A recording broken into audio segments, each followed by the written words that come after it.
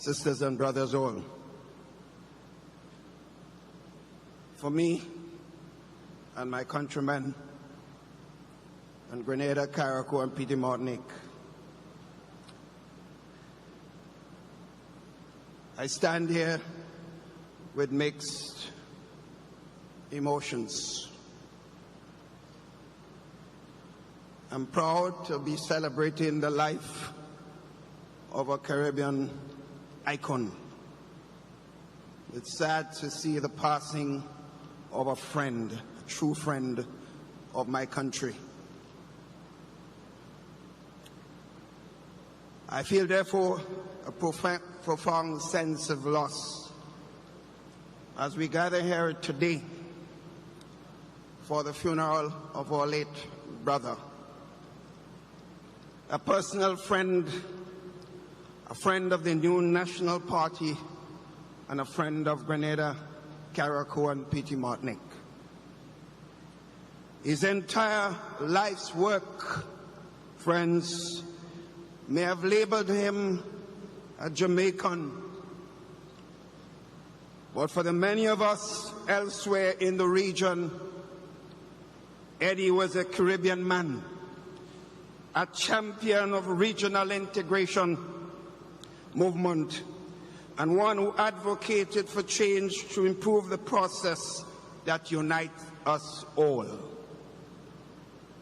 Sisters and brothers, my presence here today is not only as a regional head of state saying farewell to our dearly beloved brother, but I stand here as a Grenadian who is grateful for the bold and decisive actions of the late Edward Seaga in 1983, when my country was reeling from the effects of a political crisis. In that historical period, Eddie demonstrated what it was to be your brother's keeper. And as I stand here today to bid farewell to this courageous brother, I also say a final thank you to my friend. Thank you for your courage you displayed in supporting the intervention, invasion, whatever you want to call it, of Grenada in 1983. There may not have been a unanimous support for the course of action taken then, but I stand here today convinced that you are acting in Grenada's best interest, and for that we thank you. My fellow Grenadian politician and constitutional expert, Dr. Francis Alexis, who is here with us today, shares my sentiments. And according to him, and I quote, the late Edward Seaga took a position at a time when Grenada needed friends. Whatever the perspective one shares about what was happening in Grenada in October 1983, it was a challenging time in the country's history. Edward Seaga had the courage of conviction to take a stand when Grenada was bleeding literally and figuratively. It is difficult to visualize what might have happened had he not taken that stand. We should therefore feel a great sense of depth and gratitude to him for giving Grenada the opportunity to start all over again, unquote.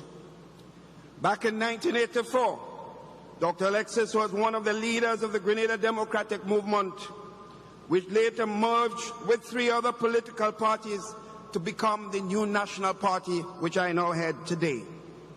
As a member of the GDM then, I recall Eddie being very instrumental in the process.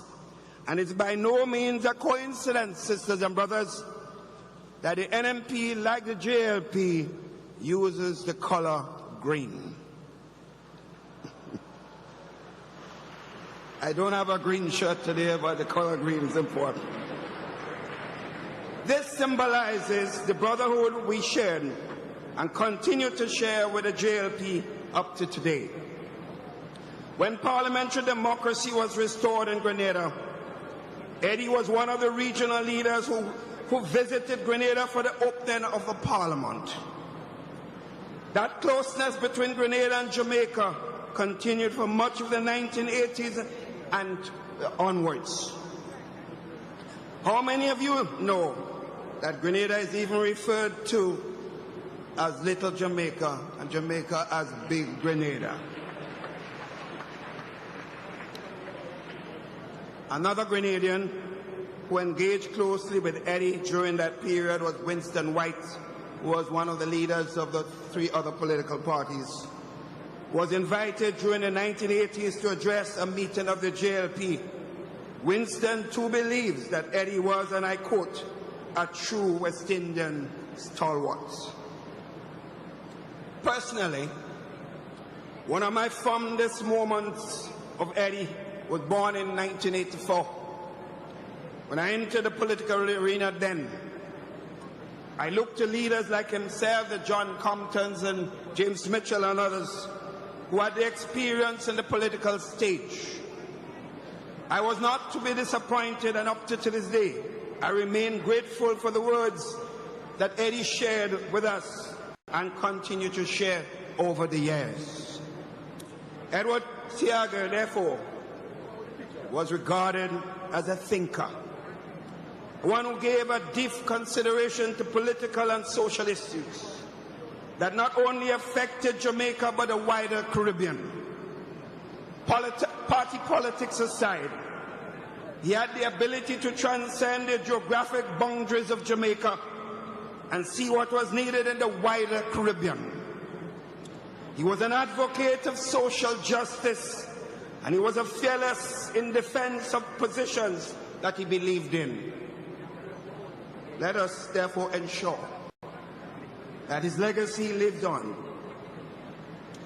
When the new and emerging leaders seek guidance in the annals of history, they will no doubt reap valuable lessons, and I have done, from the life and times of Eddie Seaga. Eddie, this is my final parting. I say once again how grateful I am, and the people of Grenada, for your astute leadership and advice you shared, and I pray that God will grant you eternal peace. Farewell, my brother.